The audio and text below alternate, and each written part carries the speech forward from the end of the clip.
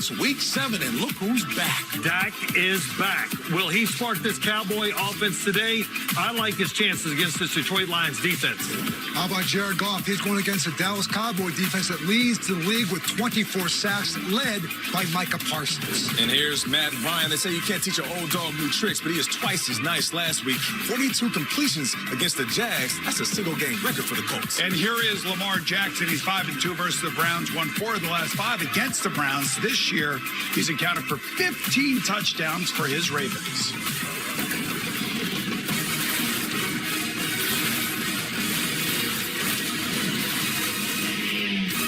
And hello, folks, and welcome to the NFL Today presented by Ram Trucks. JB here with my guys, back for another Sunday in Studio 43. My colleagues, the former league MVP, that will be Boomer Esiason, the multi-talented Emmy Award winner, that will be Nate Burleson. And what do you say about the reverential one, the Hall of Fame coach, Bill Cowher, and 2-time Super Bowl champion and MVP, that will be Mr. Phil Simms. Hey, lucky week number 7 of the regular season is here. And, folks, we have so much to discuss, especially with the trade deadline looming. And Boomer, some movement already. Well, you know what? I love what John Lynch did out there at the 49ers, acquiring Christian McCaffrey for 4 draft picks. That tells you that they are all in. And that's all that's been talked about since this trade has happened all week long. Everybody who's covered the NFL all sees it the same way that we all see it. Yeah. And that is that the 49ers are going for it. Now, today, they're going to get 4 injured players back to play against the Kansas City Chiefs. He is going to play most likely for the 49ers. Coach, I cannot wait to see him in a 49er uniform and how Kyle Shanahan deploys him. I'll tell you what, he'll give him and Devo will give a lot of defenses trouble. But you talk about right now with the trade deadline 8 days away, November 1st, there's going to be a lot of closed-door conversations, head coaches with some disgruntled players, whether they do not like their role or the system that they're in. And my advice to the head coaches is do not take this personal. Be respectful of their feelings. But the bottom line is you're going to do whatever you have to do that's in the best interest of the team. But understand that disgruntledness is not, you should not take that personal.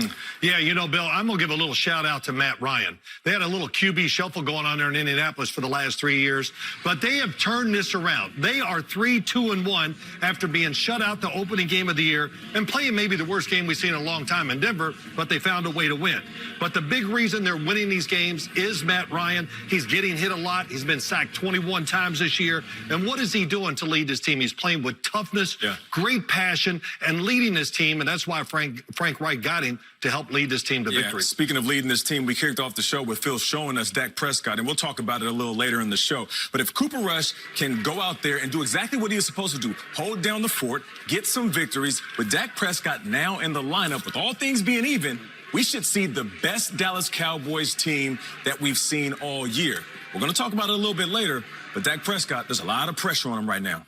And Tracy wants to sneak in and try to get a little something going on right now. As a matter of fact, it will certainly be a welcome return to the field for Dak today in Dallas. And Tracy Wolfson had a chance to speak with the Cowboys quarterback as he arrived today to take on the Lions. Dak, I can only imagine the anticipation, the excitement. How are you feeling as you get set to take the field for the first time since week 1? Yeah, I'm more than excited.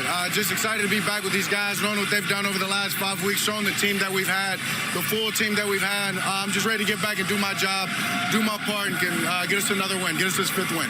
In terms of the thumb, and we know you have a big scar on it, there's some hardware in there, there was a stitch in there, but how is it feeling? Any limitations? How's the strength? How's the ball coming off out of your hand? Yeah, the ball's coming off great. No limitations. The grip is fine. As I said, I'm excited to just get out here and to do my job, throw it when the plays are called, and put this team in the position to win.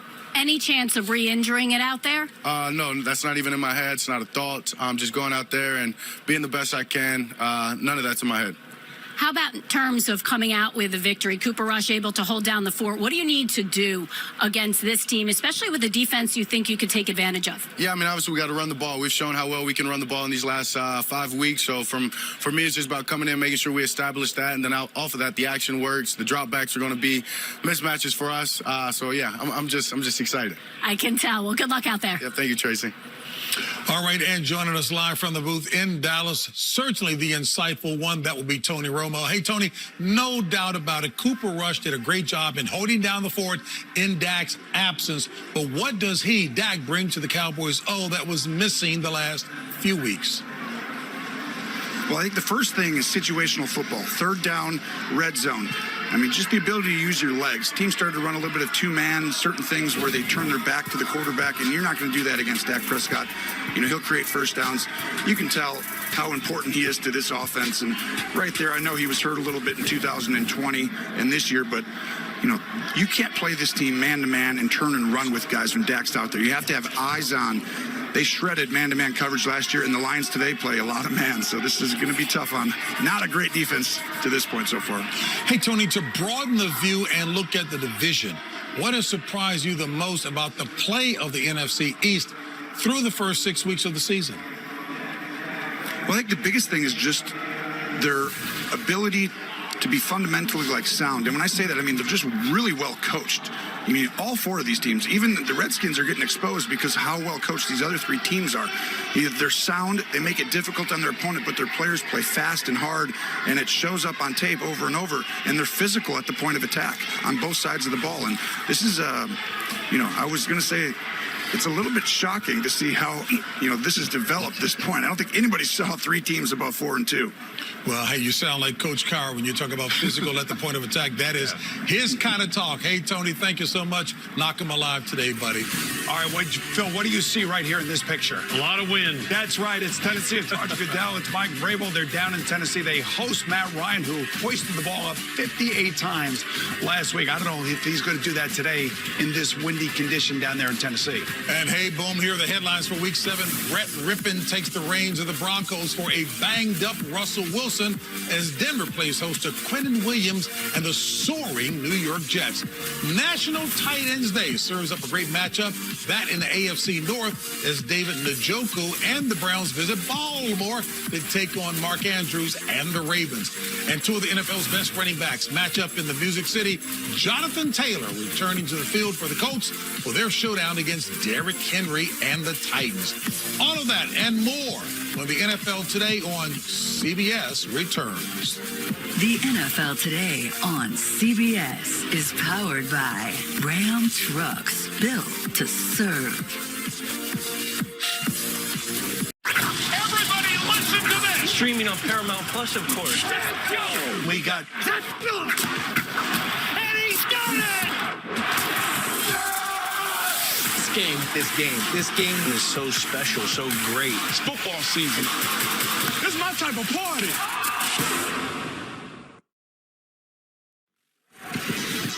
That is a welcome sight for Cowboys fans across the nation. Quarterback Dak Prescott warming up, getting ready to make his return to the field. That for the first time since a Week 1 thumb injury. And joining us now with all the latest news and information from around the league, our NFL Today insider, that will be Jonathan Jones. Clearly, we know that the NFL trade deadline, that is, just around the corner, but some movement already. That's right. Obviously, Christian McCaffrey going from Carolina to San Francisco. But Carolina actually had the Niners and the Rams duking it out. They went back and forth with those NFC West teams and had the Niners throw in a fourth-round pick that got them CMC. So they got a second, a third, a fourth, and a future fifth. Now, teams are picking around at Carolina right now. It's Brian Burns, it's DJ Moore, it's Derek Brown. So far, Carolina unwilling to move them. Now, they did get 2 firsts, an offer of 2 firsts for Brian Burns. The team said no, those were future 2s. Now, elsewhere, Chase Claypool on the market, don't know if he's going to get moved. The Giants not buying or selling. The Jets have no interest in trading Elijah Moore. Meanwhile, the Chiefs, they made some salary cap space, but they say it's just good bookkeeping. A team to be on the lookout for. By the trade deadline, November 1st, the Rams, I believe, will make a trade. Jonathan will test you all on that right at the end of the show. Steelers assistant and, of course, the former Dolphins head coach, that would be Brian Flores, returns to Miami tonight for the first time since his firing. What's the latest on his lawsuit? That's right. Big game tonight as he faces his old team. And obviously, this discrimination lawsuit right now, you got to look at this and say that it's with the judge, and it's up to her to decide whether it goes to arbitration or to open court. Now, one source tells me it'll probably go to arbitration, but Flores' attorneys say, how can Roger Goodell be unbiased in this? Meanwhile, the NFL argues, well, of course he can, because he has in other disputes. Remember, Carolina Panthers interim head coach Steve Wilkes is also part of this lawsuit. Look for the next step to be figured out in a matter of months rather than weeks. Some interesting dynamics there. More to come later, JJ. All right, folks. Hey, we thank him big time. Hey, we also have a big AFC South showdown coming up in our 1 o'clock window as the Colts and Titans battle it out for the top spot in the division. This team is better than they've shown the first 2 weeks. Ryan backs the pass, fires upfield into the end zone, and it's caught. Touchdown! I-N-D-Y! Ryan throws down the near sideline. He's got it! Touchdown! And that's 3 in a row for your Tennessee Titans. Tannehill looking, throwing, touchdown! Titans to the end zone. The King Tannehill throwing, touchdown! Titans! We know their players, they know our players, and it's going to come down to who can go out and execute and play the more physical game. It's a big divisional game for both teams. Well, it should be an exciting game down there in Tennessee. The Indianapolis Colts, they're hot.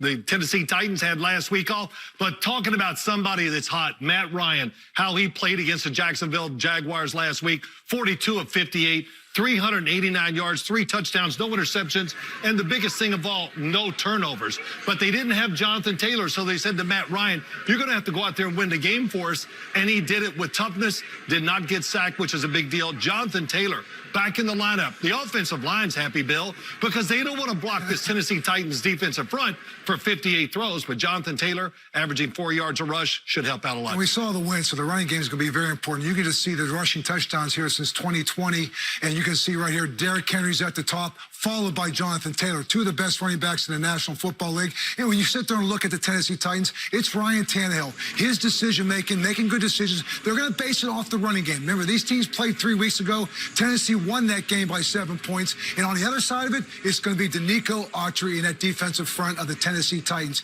Him and Jeffrey Simmons, they can put up a big stout front against Jonathan Taylor, putting the pressure on Matt Ryan, but they can also rush the quarterback as well. And the big AFC North boom matchup looms up there. We know about these rivalries in this division. I can tell you that. How about Lamar Jackson? He got off to a great start. 10 TDs, only 2 interceptions, week 1 through 3. But then look at the last 3 weeks. Yeah. Not so good. This team is really like, it's a conundrum trying to figure out who they are. All I know is this.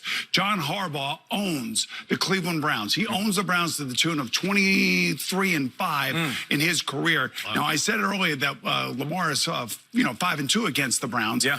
But he doesn't normally play great against them. Their defense really does give him fits. You're right about that. This game is going to come down to 2 things. The running game in the fourth quarter. I want you to check out this fourth quarter numbers. You got 67 points being given up by the Browns, and the Ravens are right there. So who's going to be that team to bend but not break in the fourth quarter? But then also you have Myles Garrett, who is a monster. We know what he does. He's your leading sack guy when it comes to the Browns. And then Nick Chubb. He's the guy that you want to give the ball to in order to keep Lamar Jackson on the sideline so you can possibly have a chance of winning the game. Good luck doing that. All right, NFL Slime Time is back on Nickelodeon. Tap in with me and young Dylan and watch the highlights become slime lights. Catch NFL Slime Time every Wednesday night at 7 Eastern on Nickelodeon.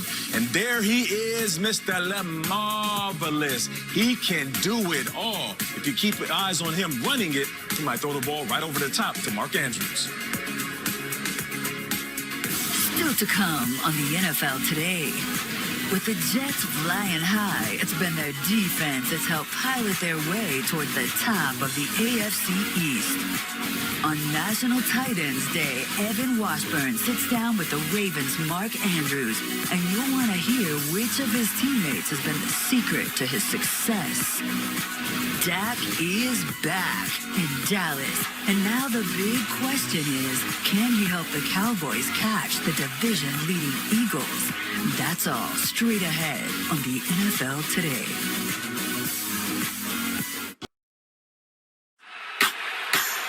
The Jets defense, it is really fast. Picked off, hit hard and thrown down. Jump ball, intercepted. They can't do it like this.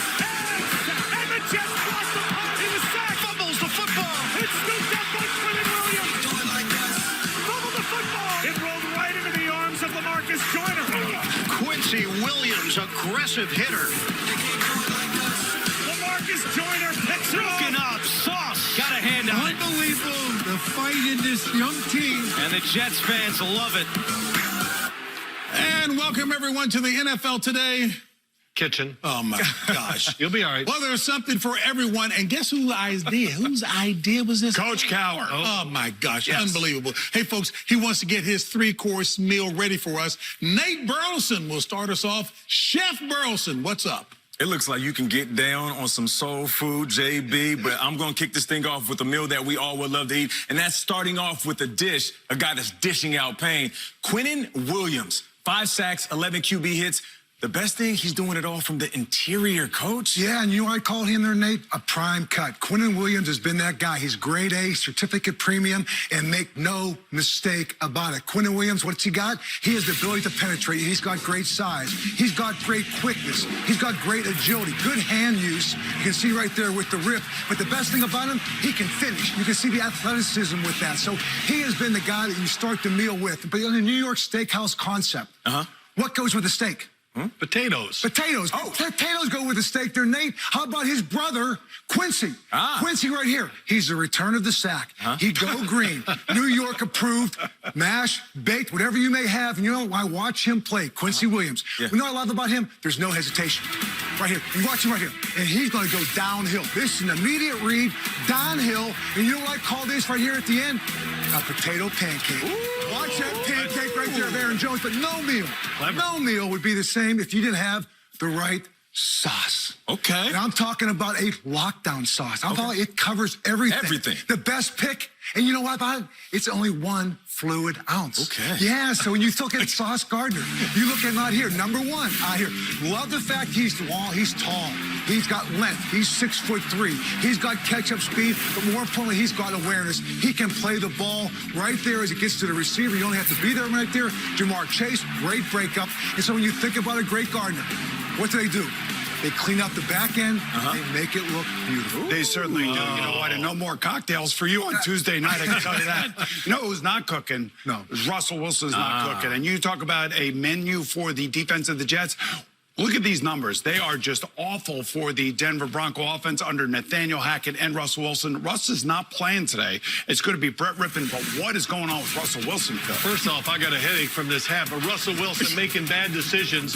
Here, he wants to throw it in the flat to the running back, but it's covered quick, and now he can't see the slant by Cortland Sutton, who was wide open. He moves out of the pocket, doesn't see the crosser, but he throws it away. But the original read should have been there. 3rd and long. Watch the middle of the field. Again, Cortland Sutton, the top of your screen, comes across. Look at the open space. They're going to pick up the 3rd and long, but no, he not panics, but he moves in the pocket too quick. He had protection, dumps it down. They do not get the first down. Now, this play, everybody in the NFL runs it. If it's man-to-man, up top, bump and run, you go to the right. If it's a zone, you go to the left. So it's man-to-man. He looks to the backside. He never looks front side. KJ Hamler is not only is he open, this is a throw that's going to win the game. Right. Now, Russell Wilson is struggling. But, you know, too, I think they got to do this. When I watched him in Seattle, get him deep so he can see better between the defenders and also have a chance to run a little more if you do that. You know what I think about the Jet defense? Think about 3 weeks ago, Quinnen Williams got into the face of his defensive line coach, said, come on, stop blitzing. Let us play football. They have depth on the defensive line now because Carl Lawson and Vinny Curry are back and they're playing well. And that's just it. They don't have to blitz to get to the quarterback. They're protected at linebacker and also the back end. And shout out to Watch Out Joe for the graphics that he made earlier, but I will say their linebacking core is as good as anybody in the National Football League. Quincy Williams, Quan Alexander, and C.J. Mosley, they can make plays all over the field. A defensive line's very good inside. You said Quinnen Williams. They got Sheldon Rankins there, JB. I'm telling you, that's a lot of men in there. A lot of man, a lot of weight. A lot of size, you know what I'm saying? Guys love to eat. I'm not talking about you. Hey, man, weight, size. Hey, do you think Fatima Madieva has some spices to get this hairdo back in place after this? I think they can take care of it. Oh, man, that's going to be a challenge. Need a lot of work. Well, we'll go just about a half hour away and staying with our cuisine theme. Thank you, Coach Cowher. It's time to set the scene at your game as we take you out first on the field for the presentation by Burger King, that impossible burger. Hey, folks, for the latest news and updates on your matchup. Did Rachel Ray call you about us being on her show? Oh, yeah. Oh, yeah. Oh, man. Coming up later today, Nate, the Jets soar into Denver to take on the Broncos while Derek Carr and the Raiders try to get on track as they welcome in Davis Mills and the Texans. That's coming up at 4 Eastern right here on CBS. You know what, guys? We take a look at this Texans-Raiders matchup. Texans, both these teams are coming off of their byes. The Texans had their first win 2 weeks ago. Davis Mills only threw for 140 yards. This team is totally in rebuild mode. They have one of the worst defenses in football. They have a bunch of young guys playing hard for Lovie Smith. There's no question about that. But this is all about the Raiders having to win this game. Yeah, and the players need to resist the urge to listen to those whispers about getting an early draft pick. Go out there and compete. Your game tape is your resume. But you mentioned that game a couple of weeks ago. They held the Jags to 6 points. So you get a victory like that, your defense plays well, and then you go into a bye. Maybe the Texans have more momentum than we think. You know, the Las Vegas Raiders did not pick up the option on Josh Jacobs. And I'll tell you what, he's running like a man possessed. He's third in the league in yards, 5.2, 17 receptions. And that is a guy on offense right now that I will be building this around. Help Derek Carr, taking some of that off of him because Josh Jacobs is running very, very well. Yeah, Nate, you said it right. The Texans are a pain. And they just hang in there against everybody. But also, when you talk about this Raider defense, Max Crosby, I mean, he is a one-man wrecking crew. They got 8 sacks on the whole football team. He has 6 of them. And we're talking about a defensive end. He has done over 90% of the plays on the field. I mean, he's got great endurance. He's a terrific player, and he's got to play well for them to win today. You look really good with that hat on, though. Thank you, Bill. I'm really happy. All right, now listen, you mentioned a one-man wrecking crew. How about Mark Andrews? He's an extension of the offensive line. He also can play tight end and wide receiver. And guess what? We sit down with the big fella Mark Andrews in an NFL Today interview coming up next.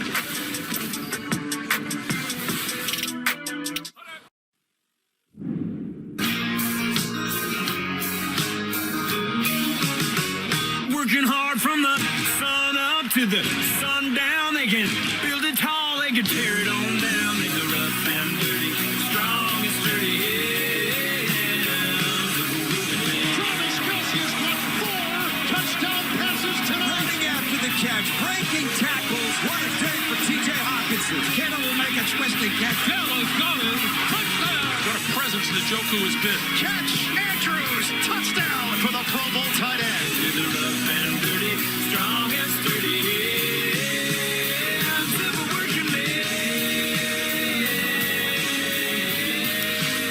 One guy who was definitely strong and sturdy, that would be Lions tight end T.J. Hockenson. Folks, he's hoping to put some respect on Detroit's name today as they get ready for their matchup against the Cowboys. Big thank you to JB, Phil, Coach Cower, Nate, and Boomer for honoring tight ends on this very special day. What are 3 characteristics that make a perfect tight end? To me, 3 characteristics that make a perfect tight end are to be able to do everything, pass, block, your enthusiasm. Everybody in the tight end room's happy. You got to be able to keep up with the energy. Enjoy watching tight ends today, guys. Meanwhile, over in Baltimore, a big AFC North rivalry game. There's Cleveland's David Njoku gearing up to try and help the Browns pull off the upset, that against the division-leading Ravens. And one of the premier tight ends in the game today, Mark Andrews. And in honor of the aforementioned National Tight Ends Day, Evan Washburn sat down with Andrews to speak about his game day mentality, playing with type 1 diabetes in the NFL, and the special relationship he has with quarterback Lamar Jackson. Andrews pulls it in. Touchdown, Ravens. Catch Andrews. Touchdown for the Pro Bowl tight end. How does the most popular target in Baltimore get that open? Mark, I've been around you in these settings. You're all smiles. You do and say the right things. But I've also seen you on Sundays, and you're a different dude. How do you get yourself to that ferocious mentality? One of the biggest things for me is visualization. I also save a lot. I save a lot of emotions for that day. I know guys look to me to bring that energy, bring that focus, bring that dog. I imagine it's therapeutic in a lot of ways, too. I've always talked about, it's like, what if I lived every moment like it was a game day? And I don't think that'd be very good for everybody else. But like you said, it's a little bit of a release, man. We get to do things that normal people don't do. It's like being a modern-day gladiator, and I love that. Do you take what you would perceive as slights or things that would get you to that place on a Sunday? I've heard, all the criticism. I've been told that, I won't be, the best, player, or I won't be able to play in the league for a long time or be great for a long time because of diabetes and all these different things. And I take pride in what I do. I know there's a lot of people out there that look up to me, with type 1 diabetes, and that community, that's a big driving force in my life. Yeah, you mentioned the diabetes, and you're still dealing with it day to day. How are you managing this so that you're still able to perform at such a high level? I wear a Dexcom G6, which is a continuous glucose monitor. My trainers have it, my parents have it, so they can see my blood sugars at all times. I also wear a tandem pump, and that gives me my insulin. And I do my best every day to, take care of myself and try to encourage people and kids that no matter what you're going through, no matter what someone's telling you, you can do great things with type 1 diabetes. Don't let it stop you. Bro, we was up 21 points. 4 fourth-quarter touchdowns by the Miami Dolphins. Utter disbelief. The first 6 weeks of this season, I think, can be described as a bit of a roller coaster. When you look at how you guys have lost games, what's most frustrating about it? Just the downfalls in the fourth quarter. I feel like most of these games, it's been a lot of domination, and then to let it go in the fourth quarter, those are tough ones to swallow. And so for us, it's just taking that next step, that small little step to be able to put a team down, which we're capable of doing. He made it very clear the contract is over with. He bet on himself. So you're pretty secure in where you are contractually here in Baltimore. Lamar, it's a different story. Do you allow yourself to think about what it would be like to play the rest of your career here in Baltimore with Lamar Jackson? I think that we've grown throughout the years, and it's been a crazy ride, coming in with him. And there's been this instant connection of, we see the game of football very similarly. We're not too worried about the stats or anything else. It's all about winning, but we still have a long way to go. We still have a lot of business to take care of, and that's my guy, ride or die. He's my quarterback for life. Hey, many thanks to Evan Washburn, who Phil acknowledges more than just nice hair. Take a look there. Lamar and Mark came in together, and as coach of it has acknowledged, they've developed chemistry and trust. Oh, man, have they ever. When you look at Mark Andrews, the first thing that comes to your mind is, my gosh, he's a big dude. Yeah. And, the other thing, when you watch him play, he can run. And 2 plays really illustrate who he is and what he does week in and out. Giants, Julian Love. My gosh, he got mugged by Mark Andrews going down the field, and he's wide open going over the middle. But now Julian Love goes, I'm ready. I'm going to take away the inside. Look what he does. Fake inside, come back out. Really an underrated route runner, very physical after the catch. And listen, he's tremendous with Lamar Jackson. I just want to say to T.J. Hawkinson, I'm proud to wear this shirt. And the reason I'm proud to wear it, because it's a great position. The guys that play the position are awesome dudes. They're always the best guys in the locker room. And the one thing I will say, like C.J. Uzomah for the New York Jets, gave a interview this week talking about his lack of throws being thrown to him because of Elijah Moore, the young wide receiver who's complaining. And CJ said, you make me the equipment manager. I'll do whatever it takes to win. We're winning. We're having fun. So they are an unselfish group. They are a great group of guys, and that's why I'm proud to wear this T-shirt today. And what makes Mark Andrews so special, any play on the field, he's out there. I mean, if they're coming out of their end zone, he's out there. If they're going in and calling goal line, he's running out there. If it's a 2-minute drill and your fast guys are supposed to be out there to score a touchdown, he's out. If it's 4 minutes, whatever it is, every situation he's out there. He's an extension of the offensive line as well. And that's another part of his game we don't mention. He's one of the best blocking tight ends in the business. You know what? I know we often talk about that running back position as, oh, yeah, you know what? You can just open up another can of running backs. Please, Coach, there's some guys out there getting it done seriously. And really, just to the tight ends, and they can create matchup problems. But what a running back also can do with the ball is kind of create an identity for their team and give them balance on offense. So I think it has a lot to do with why maybe scoring's down. Nothing has been more an example of that than Saquon Barkley. He's literally put this New York Giant team on his back. His ability to work downhill, make cuts, control the ball, take the pressure off a young quarterback. Or a quarterback like Daniel Jones, where now, you know what, you can lean on him, just like they were doing actually with Dallas. else. You lose Dak Prescott, you go down, you have Ezekiel Elliott and Tony Pollard. You have alternatives and balance to your offense, and also allows your defense to rest. And you brought up Ezekiel Elliott. I'm glad you did, because it seems like he's been paying attention to what people are saying about him. Because he's slim, he's trim, and he's starting to look like his old self a little bit. Yeah. Listen, he became a little bit of a bruiser, a guy that was kind of working his way down the field. He would get you 3 yards in a cloud of dust, but then Tony Pollard would come in, and he would look so much more explosive. And now Zeke has lost a little weight. You see that pop back in his step, and that's quite the duo right there. I think a lot of these running backs are listening to what people are saying about them. They're all got a little chip on their shoulder. Josh Jacobs, you were talking about. One of the new, bright, young, fresh faces at running back is Breece Hall of the New York Jets. He leads the entire league, all the rookies in yards from scrimmage. He's got 4 touchdowns. I remember when they drafted him, they said, well, we got a first-round pick in the 2nd round. And he's turned to be exactly what Joe Douglas thought he was drafting. You know, the Jets have a group of great young players on their team, and they're only going to go as far as their young quarterback takes them. Right. But, man, they are building, and Joe Douglas is doing it the right way. What about Christian McCaffrey? You think about the San Francisco 49ers, they're all about deception on offense. A lot of movement, a lot of formations, and he's the perfect match out there. You know, just think about this. Deebo Samuel in the backfield. Let's put Christian McCaffrey over here. He comes with those jet sweeps. They fake it to him. Oh, here comes Deebo. Fake it to him. Throw a screen to Christian McCaffrey. That's what we're going to see a lot of that. It's going to be really tough. Or George Kittle. Or George Kittle. I mean, they got a lot. Hey, what's going to happen over the middle of the field with Brandon Ayuk? Yes. So I think this is the perfect match. And Boomer, you said it earlier. This is the 49ers. We're all in. We want to win the Super Bowl. And speaking of all in, you guys have the tight end shirts. That's but right. Bill has been consistent about the play and the value of strong running backs. I think they deserve their own day as well. They do, JB, and you talk about keeping it a tight end theme. There's an ex-tight end who's a head coach. That's Dan Campbell right there, head coach of the Detroit Lions. He played for the Cowboys for 3 years, looking to impose his will today on the team. And Boomer, I think he's got a great team, tight end.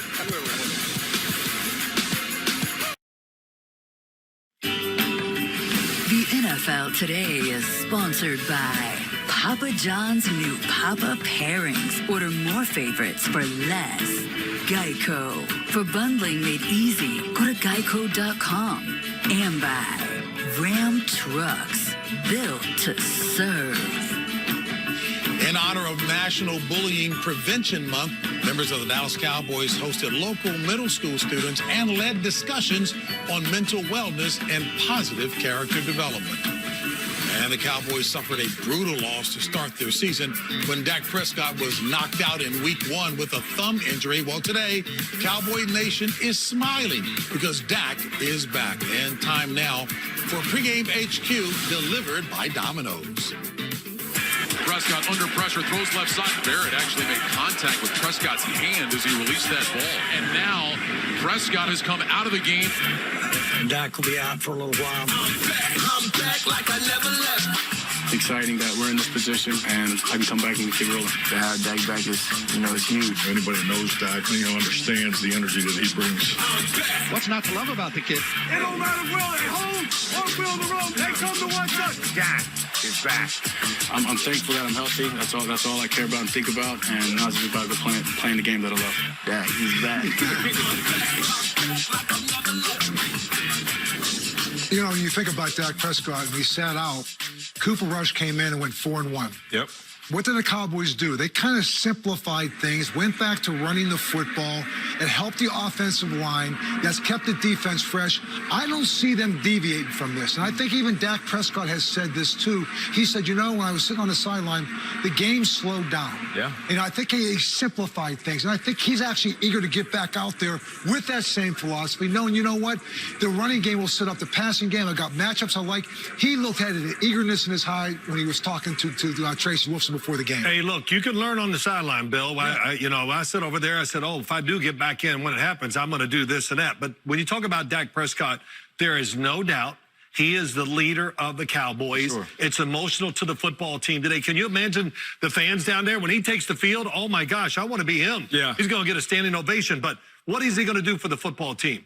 If they play the same way, which I believe, but he's going to give a little spice to it because he's going to have some runs that Cooper Rush couldn't make. Yep. And he's going to make some throws that Cooper Rush couldn't make either. So it's a great thing for the Cowboys. He'll be able to scramble, get some yards with his feet. He'll be able to extend the pocket with his legs. But he's also going to have to manage his energy. I know that he's going to be excited just like the fans are, just like his teammates will, but just take exactly what the defense gives. We're all making the same point. He watched the game from a bird's eye view, and Cooper Kupp leaned on his playmakers. So Dak Prescott, do that same thing. Once you get the run game going, use that play action to set up some shots downfield. You know what he does for the Cowboys? He generates a lot of points. Yeah. And, you know, it's kind of unique that he's coming back today against the Detroit Lions defense, who's the worst in the league. So let's face it, there's not a lot of pass rush. They give up big plays. I suspect that Kellen Moore is going to call a lot of plays for him to be able to throw touchdown passes just to reestablish, if there's any doubt in anybody's mind, who the leader is of the Cowboys. So I expect him to have a huge, huge game. So even as experienced players, if you miss a while, you got to come back and tamp down your excitement a bit? Yeah, especially given the fact that Dak Prescott is the vocal one of the team. And he's touching the ball every single play, JB. And sometimes you got to drop back and quiet that guy in your head that says do too much. Sometimes doing little is just enough. And I think if you look at Russell Wilson, we talked about this earlier, sometimes simplifying things and just go back to the fundamentals and your basic reason. I think Dak is looking forward to going back to that simplicity of thinking. Good insight, fellas. Hey, so while the Lions are off to a bumpy start to their season, the Vikings are looking good atop the division at 5-1. Boomer, pretty impressive. Right. So who are the Vikings, right? That's what we all want to know. They're on a bye this week. They're going to sit back. They're going to watch a lot of football. They'll probably do a lot of self-scouting to figure out who they are. They're 4-0 in one-score games, and Kirk Cousins has played well late in games. He's had to lead a couple comebacks. The one thing I worry about them is they really haven't played anybody. The only team they lost to was the Philadelphia Eagles, and they got drilled by them 24-7. Yeah, you know, Kirk Cousins hasn't played unbelievable. He doesn't have these explosive stats, but he's doing enough to win games, and that's fine. I'm not going to criticize a quarterback that's winning games. But I would love to see them go back to that offense a few years ago when they were leading the league in play action, big plays, play action touchdowns. They have a couple of good running backs. Dalvin Cook, 4 touchdowns in the last 4 games. Alexander Madison getting back on the field. When you have those type of running backs, your play-action game should be as strong as anybody in the league. No question. Yeah, it should be. You know, looking at another team in the NFC North, got to talk about the Green Bay Packers. What is going on? And I think as I watch these games the last few weeks for sure, New England started it. They took away the short passing game, and they had no answer for it against New England. Then they played the Giants. The Giants struggle early and decide, no, let's make him throw it down the field, and that didn't work. And, of course, from there, the New York Giants, they just got right on it starting the game and had great success, too, against this Green Bay offense. So Green Bay's got to find a way to get these receivers going, to get the football down the field a little more, to back defenses up. You know what, though, Phil? I don't know where I see anything in the light in the future, because you sit there and they lose Devontae Adams, Valdez-Scantling goes to Kansas City, and Alan Lazard, who was the 3rd receiver, now becomes number 1, and they're counting on these rookies, Romeo Doubs, and they're talking about Christian Watson. So these are rookies that are going to have to step up. You know, they're going to get Sammy Watkins back, okay? Sammy Watkins right now at this point in his career is probably a 2nd or 3rd receiver. So there's going to have to be some development that takes place, some patience on Aaron Rodgers' place to take place. Which is kind of what they have to do. Kind of reinvent themselves. A lot of football left, but right now there's some challenging times up in Green Bay. That's common in the NFL. You got to reinvent yourself during the year and fix out what's not working. With the Vikings, when there's no stress with the coaching staff, you can play a little freer. Let's see how it goes the rest of the way. All right, folks, it's time now for our NFL Today picks. Upset specials for Week 7. Feel. Giants over the Jacksonville Jaguars today. I got the Giants 21-13. They keep it rolling. I'm believing right now in the Pittsburgh Steelers 24-21 over the Miami Dolphins on Sunday night. I'm looking at the Giants doing their thing as well. I have them beating the Jags 21-18. I'm going to take the home dog, the Broncos, against the Jets today in a low-scoring game, the lowest-scoring game of the day, 20-17. We just had a recipe, and you're. And for those of you getting the 4 o'clock game today, hey, folks, we'll be back with more after a quick timeout. And for the rest of you, with kickoff just a few minutes away, we will get you out to your game next.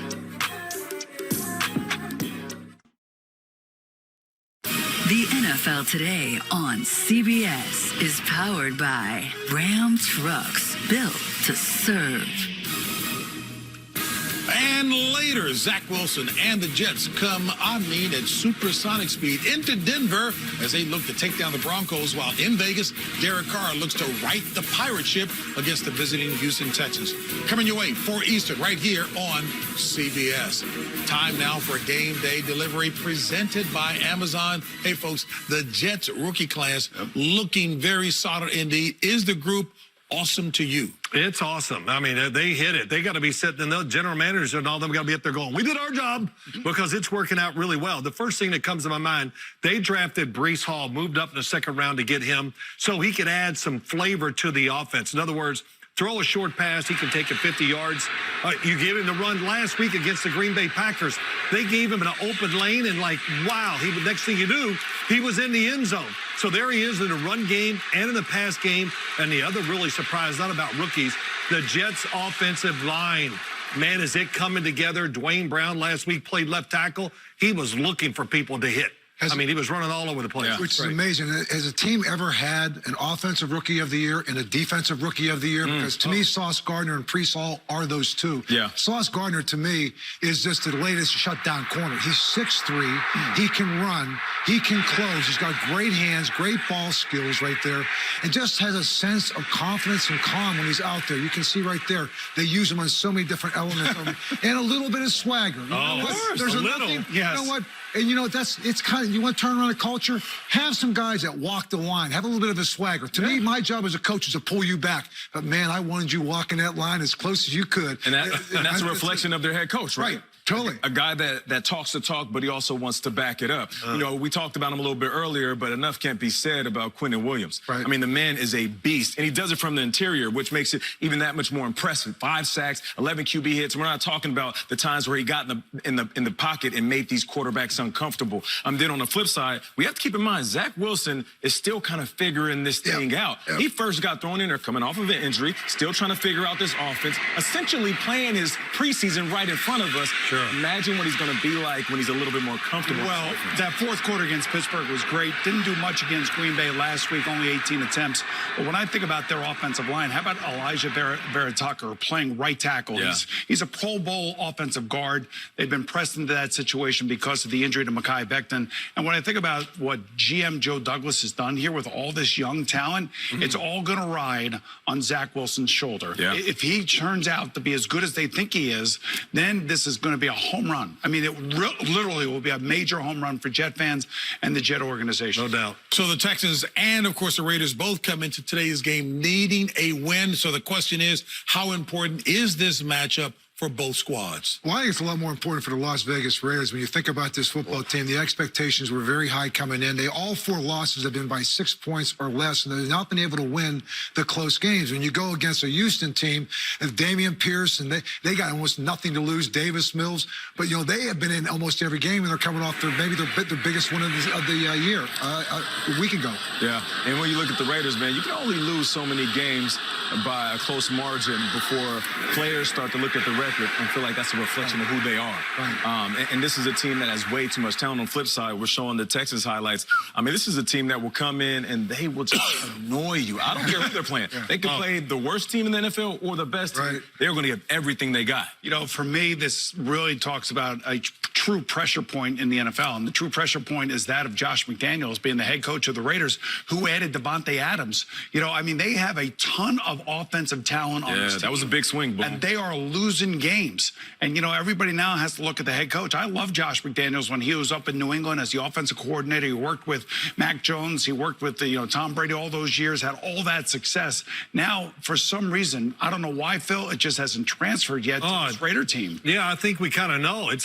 When you look at the Raiders, it's the defense. They just can't come through in big moments. Late in the game, they can't stop people. How do you stop them? Well, we've seen Josh Jacobs. He's terrific doing his job out there. And if you're struggling on the defensive side, if you run the football, Derek Carr, play it safe, I think that's a good remedy. You said you like to have players with a little swagger who can walk close to the line. Yes. Out of your colleagues, who's walking close to the line in this group? Well, you know what? You're very close to it. Because you know what? Even today, you really didn't want to do our segment on cooking, but you sucked it up. You had a look on your face. So you know what? I love it when you walk the line. We'll see you back at 4. I wasn't expecting